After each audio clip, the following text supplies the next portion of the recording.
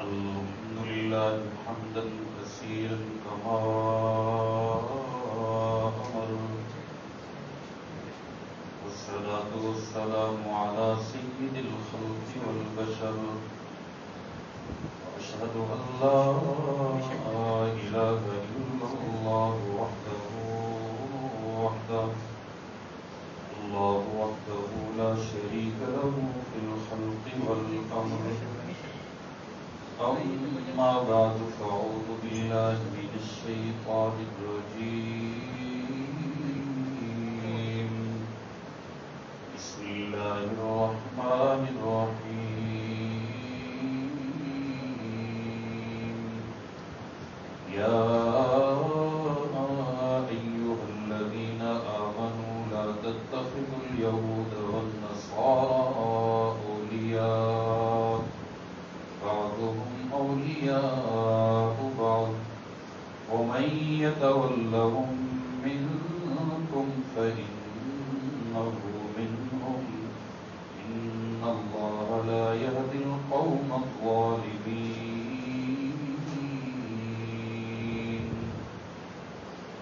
قال الله تبارك وتعالى في مقام آخر: إنا أنزلنا التوراة فيها هدى ونور يحكم بها النبيون الذين أسلموا للذين هادوا والربانيون والأحبار بما استحفظوا من كتاب الله وكانوا عليه شهداء.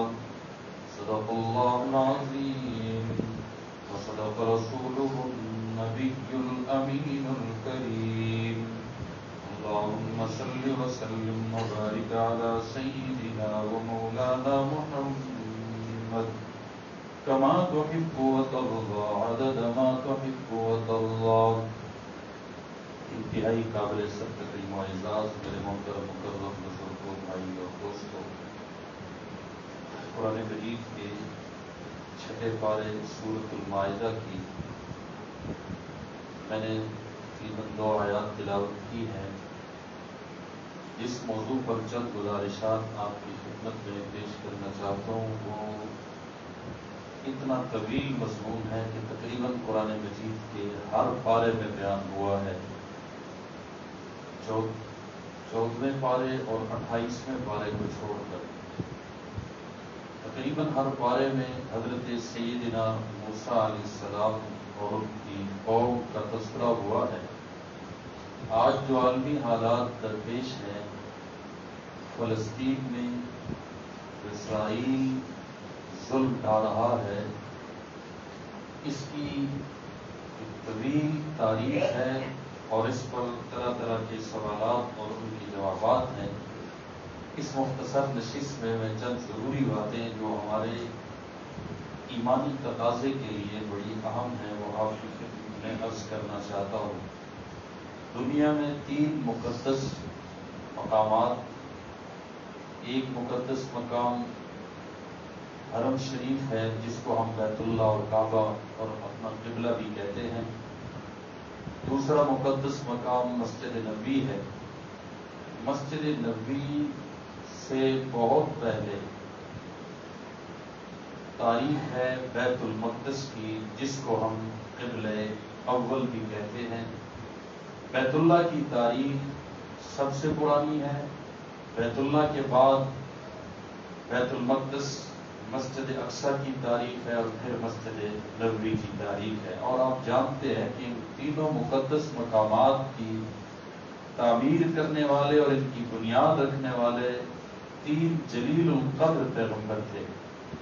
بیت اللہ کی تعمیر ابو الانبیاء حضرت سیدنا ابراہیم علیہ السلام اور ان کے قابل فخر فرزند حضرت سیدنا اسماعیل علیہ السلام نے کی ہے. بیت المقدس کی تعمیر اللہ رب العالمین نے حضرت سلیمان علیہ السلام سے کرائی ہے اور مسجد نبوی کی تعمیر خاتم الانبیاء امام الانبیاء حضرت محمد مصطفیٰ صلی اللہ علیہ وسلم سے کرائی ہے. میرے محترم دوستوں، بزرگ اور بھائیوں، نبی اپنے اپنے وقت پہ آتے رہے، ان کو امتیں بھی ملی ہیں، کتابیں بھی ملی ہیں، احکام شریعہ بھی ملے ہیں، وہی کا سلسلہ بھی چلتا رہا۔ قوم یہود کی تاریخ عیسائیت سے پہلے کی ہے۔ حضرت موسیٰ علیہ السلام حضرت عیسیٰ سے پہلے آئے ہیں، اور آپ کو یہ بھی پتا ہونا چاہیے کہ یہود وہ قوم ہے کہ جس میں ایک روایت کے مطابق 70,000 انبیاء آئے ہیں۔ ان پر رب العالمین نے پکے پکائے آسمان سے کھانے اتارے ہیں۔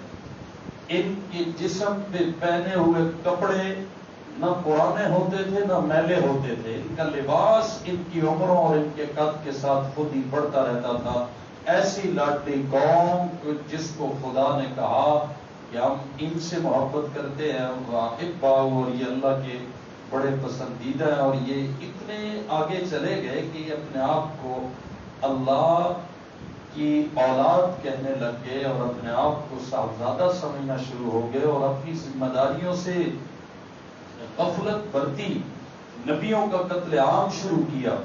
اللہ رب العالمین نے پھر ان سے اس امانت کو لے لیا، اور یہ امانت پھر کنورٹ ہوئی عیسائیت میں۔ حضرت عیسیٰ علیہ السلام تشریف لائے، اللہ رب العالمین نے ان کو کتاب دی، قوم دی، امت دی۔ اب ہدایت کا نشان حضرت عیسیٰ علیہ السلام کو ماننا ٹھہرا۔ حضرت عیسیٰ علیہ السلام کے بعد جناب نبی کریم صلی اللہ علیہ وسلم تشریف لائے، اور ہمارا عقیدہ ہے حضور نمبر میں بے شک آخر میں آئے ہیں، لیکن آپ کا نور نبوت سارے نبیوں سے پہلے ہے۔ اس لیے ہم صرف حضور کو خاتم النبیین زمانی نہیں مانتے، خاتم النبیین رتبی بھی مانتے ہیں، زمانی بھی مانتے ہیں، مکانی بھی مانتے ہیں، کہ رتبے کے لحاظ سے بھی خاتم النبیین آپ ہیں، زمانے کے لحاظ سے بھی خاتم النبیین آپ ہیں، اور مقام کے لحاظ سے بھی خاتم النبیین آپ ہیں۔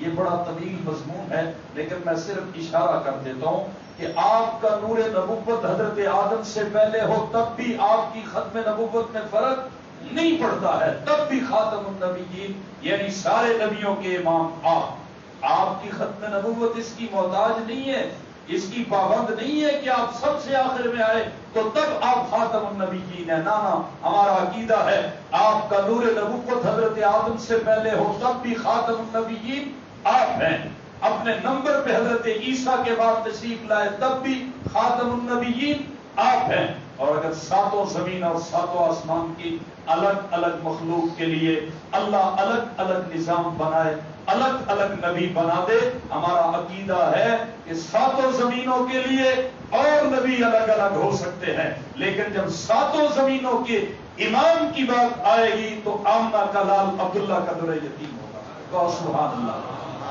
میرے محترم دوستوں، کیونکہ ایک حدیث میں یہ اشارہ ملتا ہے کہ اللہ نے 7 زمینیں بنائی، 7 آسمان بنائے۔ حضرت ابن عباس سے یہ روایت ہے، وہ فرماتے ہیں کہ اللہ نے 7 زمینیں 7 آسمان بنائے، ساتوں زمینوں کے لیے الگ الگ نظام، الگ الگ مخلوق، الگ الگ نبی۔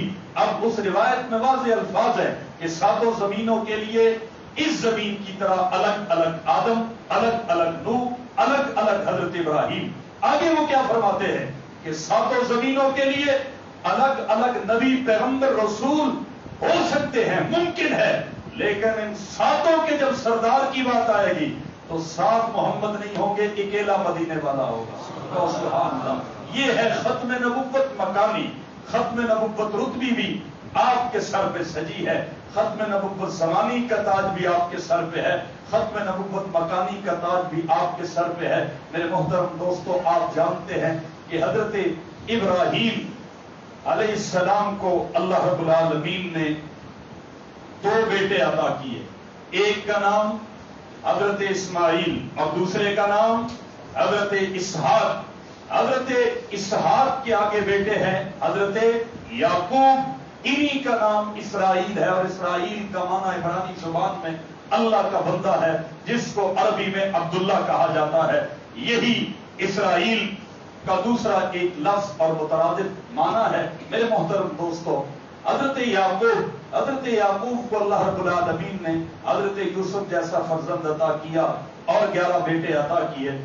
حضرت یوسف آپ جانتے ہیں کہ مصر کی قید میں بھی رہے اور پھر رب یوسف کو مصر کے تخت پہ بھی لایا ہے. جب حضرت یوسف مصر کے تخت پہ آئے انہوں نے اپنے بھائیوں کو یعنی بنی اسرائیل کو یعقوب کے بیٹوں کو بلا لیا مصر میں. کہاں بلایا؟ بولیے بھائی. مصر میں. اور آپ جانتے ہیں لوکل مہاجر کا چکر آج کا نہیں پرانا ہے. یہ اسرائیلی بنی اسرائیل یہ مصر میں مہاجر تھے جب تک حضرت یوسف رہے. ان کی حکمرانی رہی جب تک حضرت یوسف کے حکموں کو مانتے رہے. حکمرانی رہی. جب حضرت یوسف دنیا سے رخصت ہوئے اور قوم نافرمانی کی طرف بڑھی تو جو مقامی آبادی تھی لوکل قبطی فرعون قبطیوں میں سے تھا انہوں نے انہی حکمرانوں کو مہاجر کا تانا دے کر کے یہ آئے ہوئے ہیں عراق اور بابل سے. حضرت ابراہیم کا علاقہ عراق تھا وہاں سے یہ لوگ مصر بلائے گئے. فرعون اور قبطیوں نے ظلم ڈھانا شروع کر دیے. آپ جانتے ہیں کہ اسی قوم میں اللہ رب العالمین نے حضرت موسیٰ علیہ السلام کو فرعون کے گھر میں جنم نہیں دیا لیکن تربیت اور پرورش کہاں کرائی ہے؟ فرعون کے گھر میں کرائی. وہ تفصیلی واقعہ آپ سب حضرات کو معلوم ہے. میرے محترم دوستوں بزرگ اور بھائیوں حضرت موسیٰ علیہ السلام نے قبطی کو یہ بھی آپ کو پتا ہے مکہ مار دیا. وہ مرا. پھر حضرت موسیٰ علیہ السلام مدین تشریف لے گئے. ابھی نبوت نہیں ملی ہے لیکن ہمارا عقیدہ ہے نبی نبوت کے ملنے سے پہلے بھی معصوم ہوتا ہے. کیا ہوتا ہے بھائی؟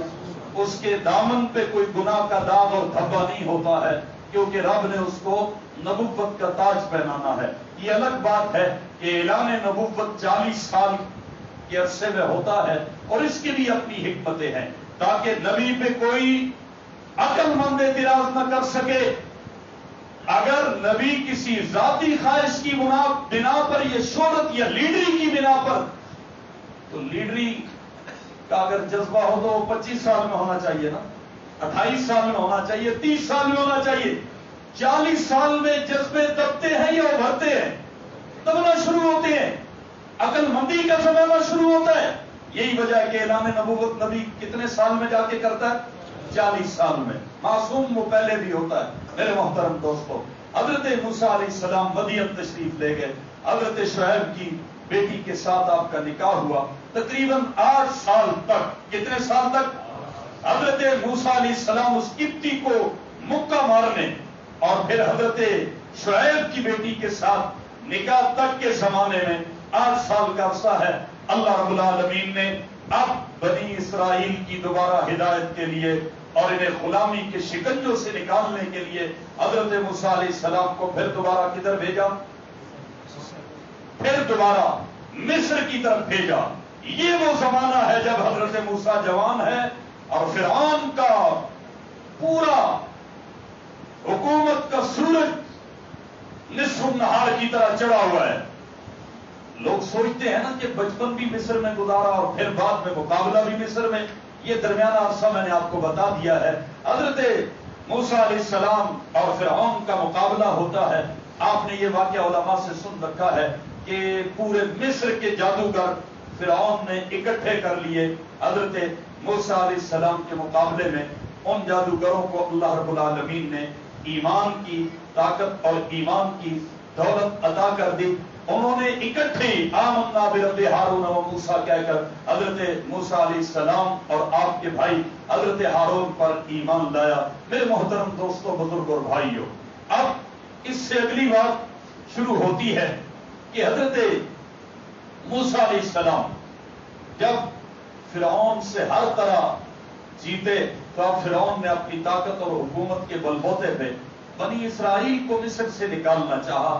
یہ بنی اسرائیل جب مصر سے نکلے یہی وہ دریائے نیل ہے جو سامنے آتا ہے. آپ نے علماء سے سنا ہے حضرت موسیٰ علیہ السلام اور آپ کی قوم اس سے پار ہو جاتی ہے. فرعون تعاقب کرتے ہوئے جب پہنچتا ہے بیچ دریا کی لہروں کے پہنچ کر اللہ دریا کی لہروں کو کہتے ہیں کیا واپس میں مل جاؤ. فَالْيَوْمَ نُنَجِّيكَ بِبَدَنِكَ لِتَكُونَ لِمَنْ خَلْفَكَ آیَةً. اللہ فرماتے ہیں ہم تیرے بدن کو قیامت تک کے لیے عبرت کا نشان بنا دیں گے. میرے محترم دوستو اب یہ قوم یہود اتنی ناشکری اور اتنی ناقدری قوم کہ خدا جن کو دشمن سے اس طرح نجات عطا کر رہا ہے اور ایسا نبی اور پیغمبر دیا حضرت موسیٰ علیہ السلام جیسا، اور پھر ساتھ حضرت ہارون بھی ہے، بیک وقت دو نبی اس قوم میں موجود ہیں. اللہ رب العالمین نے اسی عرصے میں پورا ایک آسمانی ضابطہ تورات کی صورت میں اس قوم کو عطا کر دیا، لیکن یہ قوم ناشکری رہی.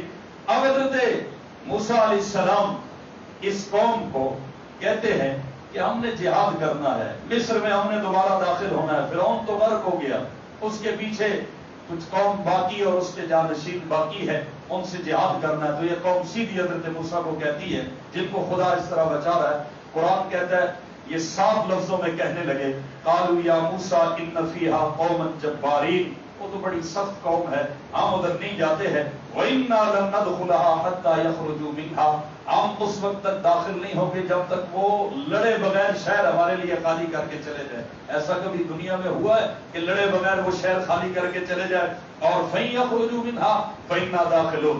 آگے فرمایا حضرت موسیٰ علیہ السلام نے 12 سرداروں کے ذمہ یہ جہاد کا حکم لگایا. 12 میں سے 10 تو سودا بازی کر گئے، گھبرا گئے. 2 ایک حضرت یوشع بن نون جو بعد میں حضرت موسیٰ علیہ السلام کے جانشین بنے اور جنہوں نے بچے کھچے بنی اسرائیلیوں میں یہ جذبہ جہاد باقی رکھا.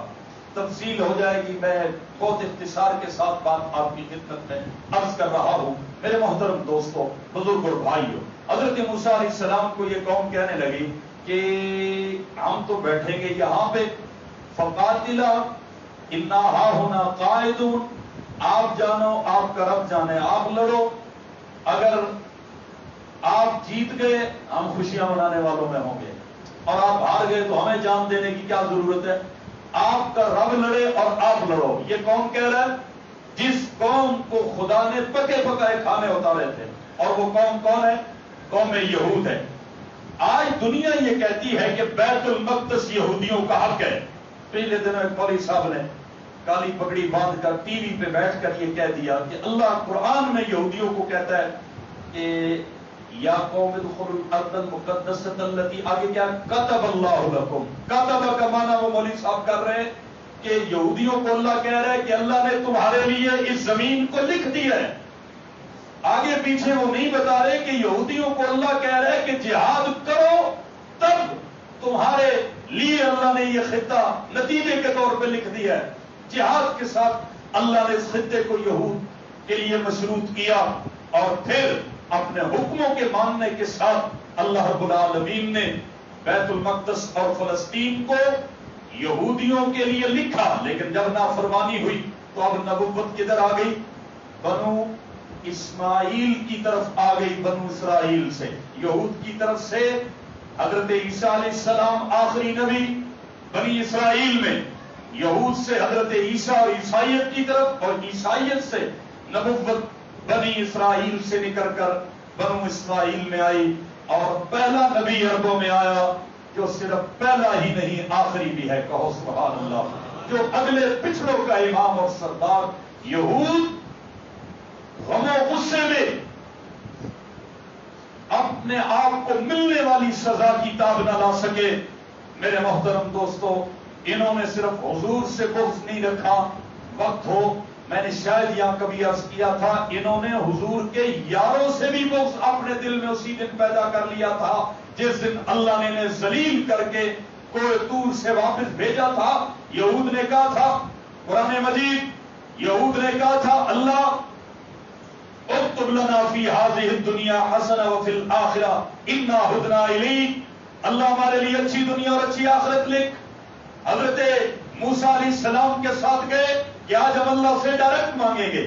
جب مانگا، حضرت موسیٰ کو اپنا نمائندہ بنا کر اللہ سے مانگ رہے. تقریباً 40 یہودیوں کے وڈیرے، اللہ رب العالمین کی قدرتوں میں بھی قربان جائے سبحان اللہ، اللہ نے ٹھوک کر جواب دیا اور فرمایا مانگا تم نے ہے، تم اب اس قابل نہیں رہے، مانگ تم رہے ہو، تمہاری مانگی ہوئی دعائیں میں محمد عربی کے صحابہ کے حق میں قبول کر رہا ہوں سبحان اللہ. قرآن کے الفاظ دیکھیں، قرآن کہتا ہے فَسَأَكْتُبُهَا لِلَّذِينَ يَتَّقُونَ وَيُؤْتُونَ الزَّكَاةَ. اللہ فرماتے ہیں مانگ تم رہے ہو، تمہیں میں نہیں دے رہا، ان قریب ایک ایسی قوم آئے گی جن کا نبی بھی شان والا، وہ قوم بھی شان والی، وہ امت بھی شان والی، اور آخری امت الذین یجدونہ مکتوبا عندہم فی التوراۃ والانجیل، اللہ فرماتے ہیں میں نے اس قوم کے تذکرے تورات انجیل میں پھیلا دیے ہیں، پہلی کتابوں میں پھیلا دیے ہیں، یأمرون بالمعروف وینہون عن المنکر،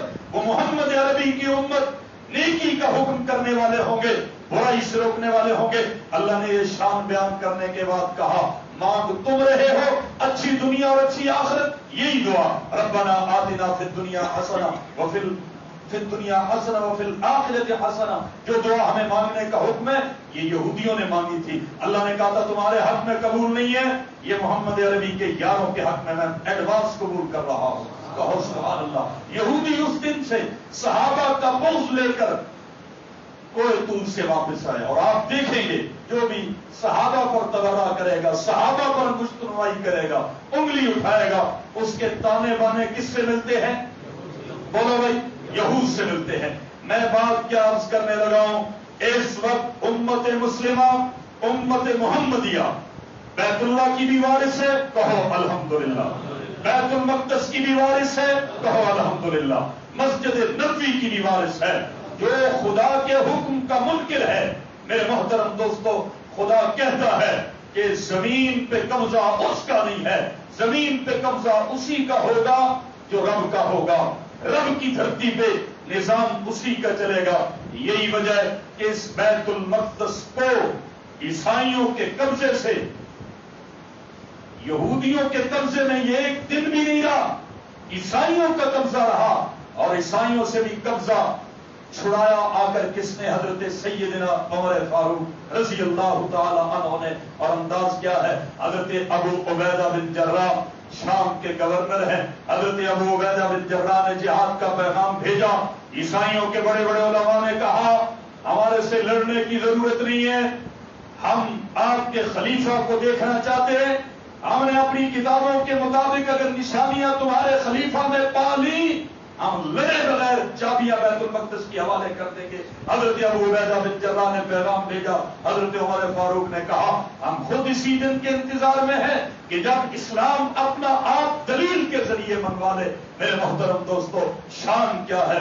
حضرت سیدنا فاروق اعظم داخل ہو رہے ہیں، قبلے اول کی جانب بڑھ رہے ہیں، غلام سواری پہ بیٹھا ہے، عمر پیدل چل رہا ہے۔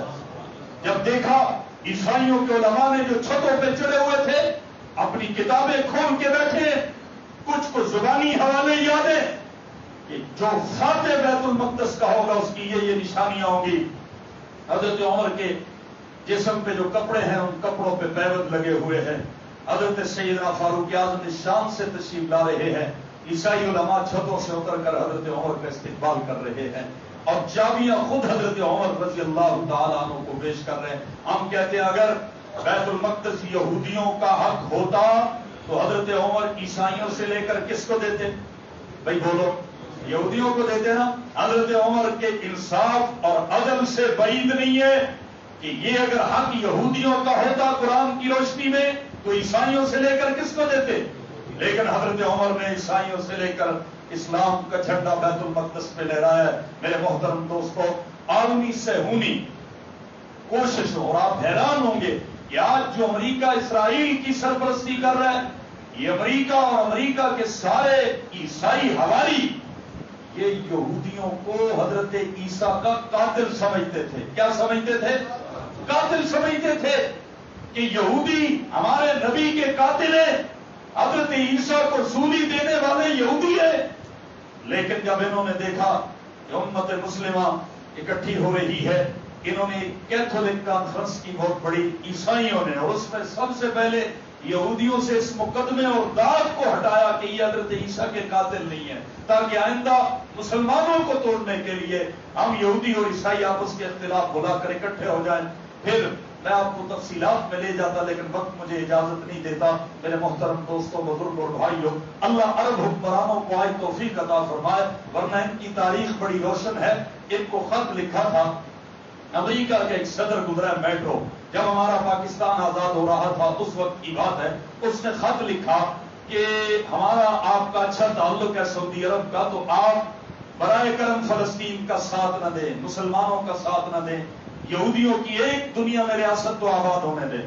تو انہوں نے ٹھوک بجا کر جواب دیا کہ تم نے مجھ سے توقع کیسے کی ہے کہ میں یہودیوں کے بارے میں نرم گوش اختیار کروں؟ میرے محترم دوستوں، بزرگوں اور بھائیوں، ان عیسائیوں نے آپس کی ملی بھگت سے اپنے اندر یورپ میں یہودیوں کو ایک حصہ دینے کی بجائے عین عرب ممالک کے وسط میں عربوں کی شارک پہ یہودیوں کو آباد کرنے کے ڈرامہ رچایا اور اس میں 3 حصوں میں تقسیم کیا اس فلسطین کو۔ ایک ریلوے کا حصہ تھا، اس کو کہا کہ یہ مسلمان آبادی ہو جائے گی، ادھر یہودی آبادی ہو جائے گی، ایک حصہ اقوام متحدہ کو دے دیا۔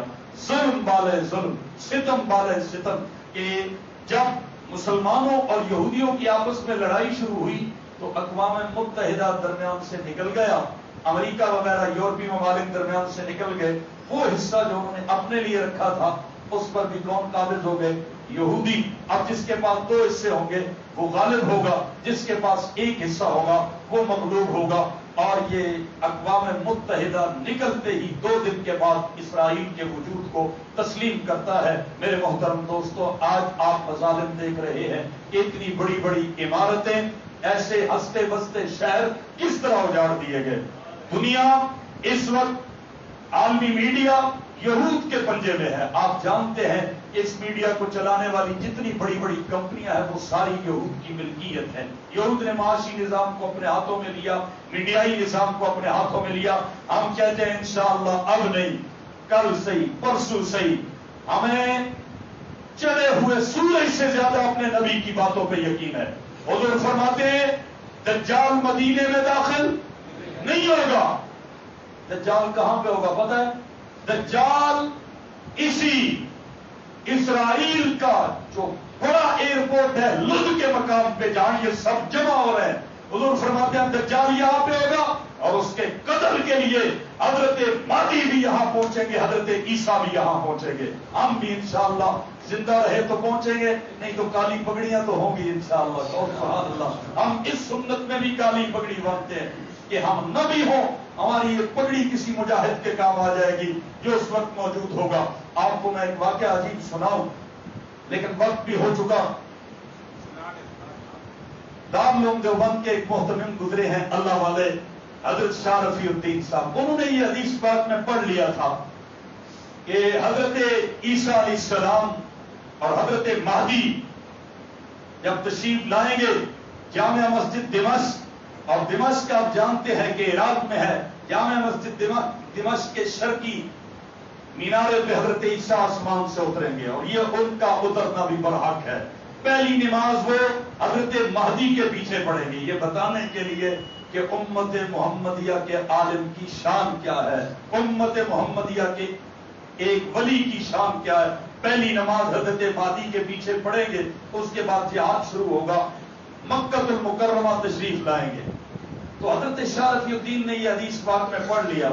انہوں نے کیا کیا، عجیب اللہ والوں کا ذوق دیکھیں، انہوں نے ملاقات کی اس شخص سے کہ جس کے پاس کعبے کی چابی ہے۔ کہو سبحان اللہ۔ یہ حضور نے چابی جب فتح مکہ کے موقع پر لی تھی نا حضرت عثمان شیبی سے، پہلے وہ دے نہیں رہے تھے، حضور نے ان سے لی اور فرمایا کہ آج ہم فاتح بن کے آئے، چابی تمہیں دینا پڑے گی۔ ابھی اسلام نہیں لائے تھے، جب چابی لے لی رحمت کائنات نے چابی لے کر نوافل ادا کیے، بعد میں ان کو چابی دی اور کہا کہ اب یہ قیامت تک چابی تمہارے خاندان میں سے کوئی نہیں لے سکے گا۔ علماء کا ذوق دیکھیں، انہوں نے یہ حدیثیں پڑھ رکھی تھی کہ کوئی دنیا میں اور رہے نہ رہے اس خاندان نے ضرور رہنا ہے جس خاندان کو حضور نے کہا کہ قیامت تک اب چابی کوئی نہیں لے سکتا ہے۔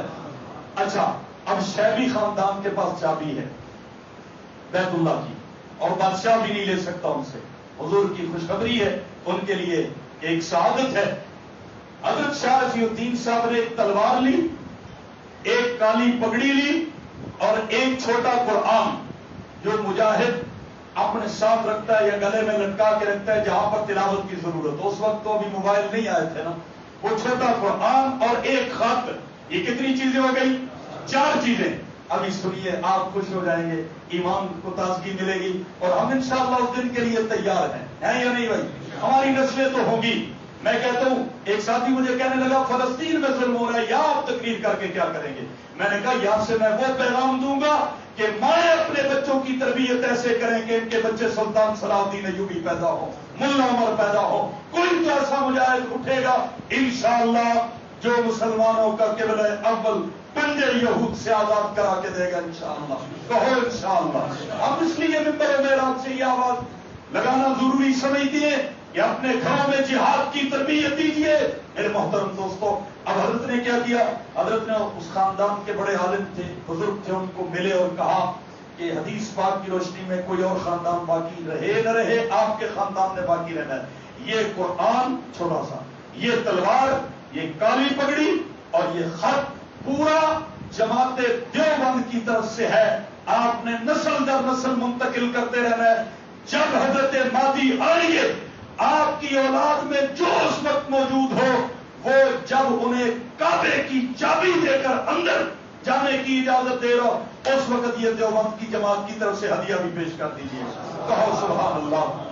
یہ اس وقت میں نے ایک بزرگ سے پوچھا کہ کیا ان کے پاس اب تک یہ امانت چلی آ رہی ہے، تو انہوں نے بتایا کہ شیبی خاندان کے پاس الحمدللہ یہ امانت ابھی تک چلی آ رہی ہے۔ ہم ان اکابر کے ماننے والے ہیں، ہمارے دل بھی ان کے ساتھ دھڑک رہے ہیں، فلسطین کے مظلوم مسلمانوں کے ساتھ۔ اور انشاءاللہ جب حضرت عیسیٰ، حضرت مہدی، دیکھو اگر بیت المقدس مسلمانوں کا حق نہ ہوتا تو پھر مرکز جہاد کا کون سا بننا چاہیے تھا، یا مدینہ یا مکہ؟ ہم کہتے ہیں جہاد کا مرکز قرب قیامت میں کون سا ہونا ہے جی؟ فلسطین۔ جب جہاد کا مرکز وہ بننا، حضرت عیسیٰ بھی وہاں، حضرت مہدی بھی وہاں، مقام لد پہ جب دجال کو قتل کرنا ہے تو ہم آج سے ہی ہر دجال اور دجالی، ہر ایجنٹ سے نفرت کا اظہار کرتے ہیں یا نہیں کرتے؟ کوئی کسی روپ میں ہو، اسرائیل کو تسلیم کرنے کی بات کرے، وہ دجال ہے، وہ دجال کا نمائندہ ہے۔ کہہ دو بھائی، وہ دجال کا، کہہ دو وہ دجال کا۔ اللہ فرما رہے ہیں وَلَن تَرْضَىٰ عَنْكَ الْيَهُودُ وَلَا النَّصَارَىٰ، یہودی اور عیسائی میرے محبوب آپ جتنا ان کے قریب ہو جائیں، یہ تب آپ کے قریب ہوں گے جب آپ پورے ان جیسے بن جائیں۔ اس کے علاوہ ان پر مت آپ اعتبار کریں۔ ہم نے جب یہودی نہیں ہونا، عیسائی نہیں ہونا، محمدی رہنا ہے، تو پھر ہر یہودی اور عیسائی اور ان کے ایجنٹوں سے نفرت کا اظہار بھی ضروری ہے یا نہیں؟ اللہ پاک توفیق عطا فرمائے، فلسطین کے مظلوم مسلمانوں کی مدد فرمائے۔ ہر مسجد میں تقریباً قنوت نازلہ فجر کی نماز میں شروع ہو چکی ہے۔ میں یہاں بھی درخواست کروں گا، شیخ الاسلام حضرت مفتی محمد تقی عثمانی صاحب نے کل کراچی میں خود فجر کی نماز پڑھائی اور قنوت نازلہ شروع کرائی ہے، تو ہر مسجد میں قنوت نازلہ ہونی چاہیے کہ نہیں ہونی چاہیے؟ ظالموں کے لیے بد دعائیں کریں، خدا ان کو زندہ جلائے، ان کو تباہ و برباد کرے، رب حق کا بول بالا کرے، کفر کا مکالا کرے۔ وما علینا الا البلاغ المبین۔